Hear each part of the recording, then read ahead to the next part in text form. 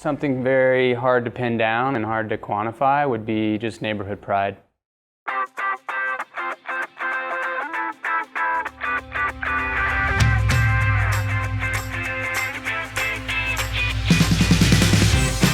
We've found that the better we can make any portion of the neighborhood, the whole neighborhood does better.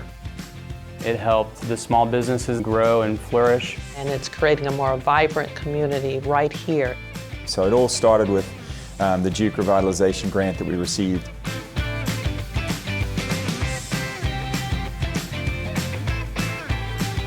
The Duke Energy Foundation was created to have a vehicle for Duke Energy to invest back into the local community. And what we look for is opportunities to invest back in the urban core, to identify programs and projects to take old properties that had great useful life earlier and to bring them back to life. That's very important for Duke.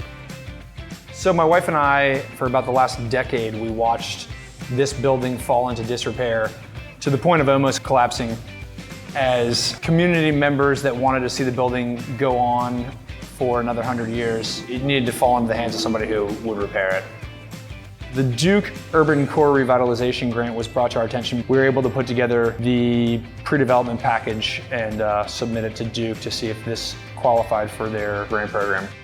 The advisory board that Duke Energy utilizes to help us evaluate all of the grant proposals is really to give a broader perspective of the greatest community impact that we can achieve. So one of the reasons we as an organization focus so much on economic development and business development is because of jobs.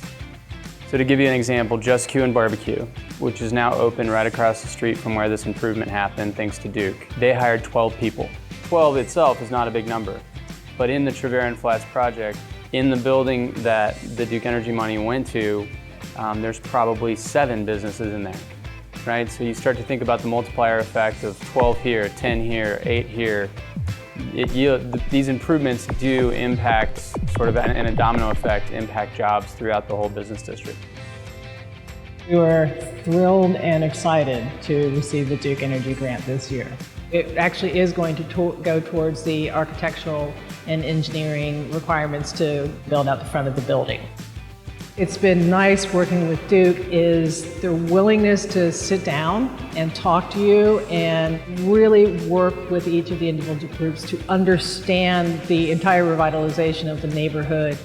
We have seen new restaurants open, and we've seen new services here right along Central Avenue. So that's the beginning, and we think there's more growth, more opportunity as well.